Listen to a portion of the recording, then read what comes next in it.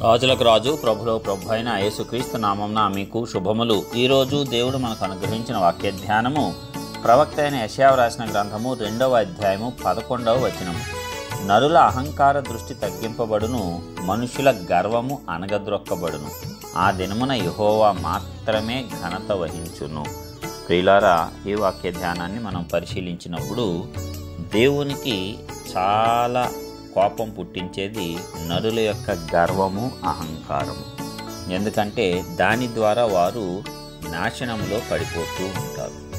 మరి యొక్క అహంకారము, ఈ యొక్క గర్వము మనము దేవుని ఎదుట ప్రదర్శించినట్లయితే తీవ్రమైనటువంటి నష్టాలను మనము చవి చూడవలసి వస్తుంది.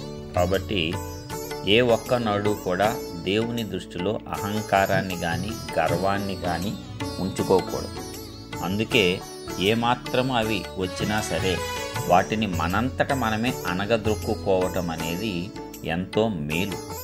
ఎలాగ అణగద్రొక్కుకోవాలి? ప్రార్థన ద్వారా, ఉపవాసము ద్వారా. పౌలు అంటాడు, నాలో ఒక ముళ్ళు హెచ్చిపోయింది. ఎందుకంటే ఆయనకు ప్రత్యక్షతలు ఎక్కువైపోయినాయి.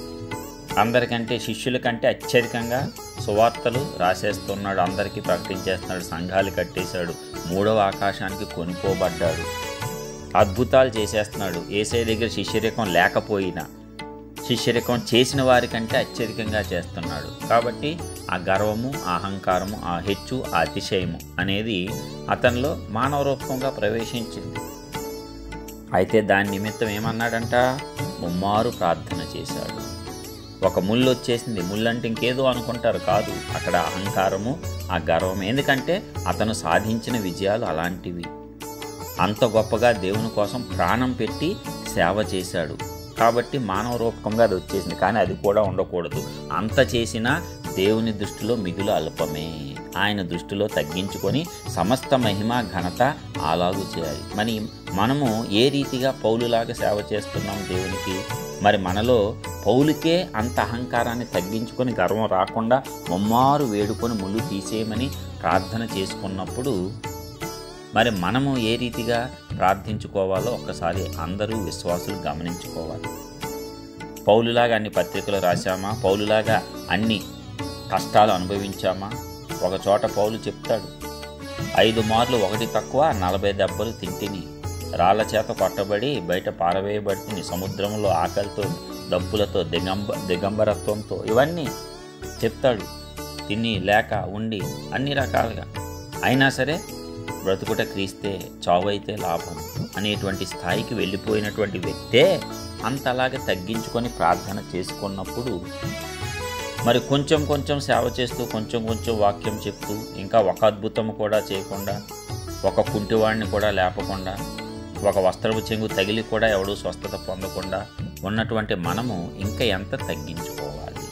ఎక్కడ తగ్గించుకుంటామో అక్కడే దేవుడు హెచ్చిస్తాడు. కాబట్టి నువ్వు నీ అంతటా దానిని అణచుకుంటే నీకు మేలు. దేవుడు ఇన్వాల్వ్ అవ్వడు.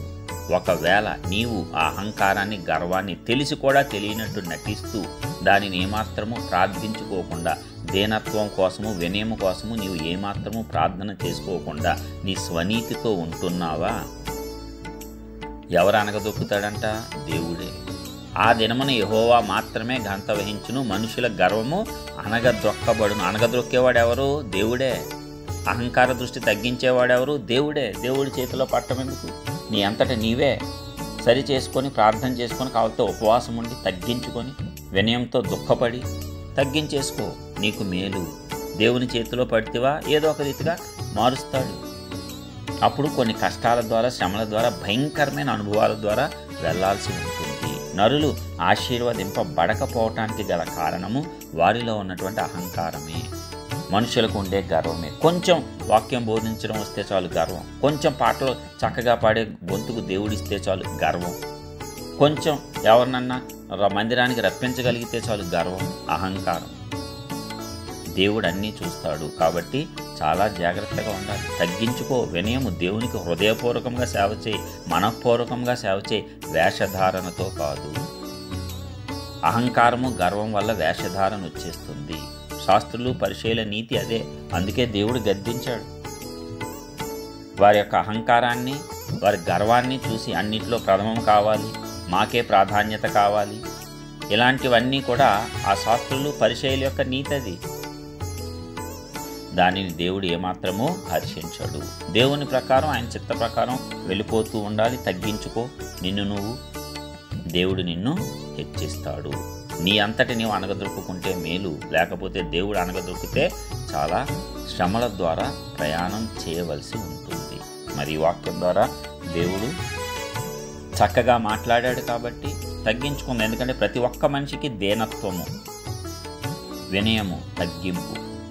దేన మనసు గలవారు ధన్యులు, చూస్తారు వారు దేవుణ్ణి. దేవుని రాజ్యమే అలాంటి వారిది. కాబట్టి ఆకర్షిస్తుందంట. నీలో ఉన్న వినయము, దేనత్వమే దేవుణ్ణి ఆకర్షిస్తుంది. గర్వము, అహంకారంతో నీవు ఎంత దేవుణ్ణి ప్రార్థించినా వేడుకున్నా అది వ్యర్థమే. కాబట్టి మొదట విశ్వాసిగా నీకు ఉండవలసింది తగ్గింపు, దేన మనస్సు, వినయము కలిగినటువంటి హృదయము. దానికోసం ప్రత్యేకించి ప్రార్థించుకో, దేవుని యొక్క వేడుకో. దేవుడు కృపనిస్తాడు. పౌలుకు కూడా కృపనిచ్చి నా కృప నీకు చాలును, బలహీనత యందు శక్తి పరిపూర్ణమైపోతుందని చెప్పి బలపరిచాడు. అలాగే దేవుడు కూడా ఆ బలహీనత తీసివేసి, అదొక బలహీనత, గర్వము, అహంకారము, ప్రాధాన్యతలు కోరుకోవటం, ఇవన్నీ బలహీనతలు. ఆ బలహీనతలను జయించాలనే దేవుడు కోరుకుంటున్నాడు. మరి త్వరగా జయించి దేవుని ఆశీర్వాదంలో పాలు పంచుకున్నాం. ప్రార్థన.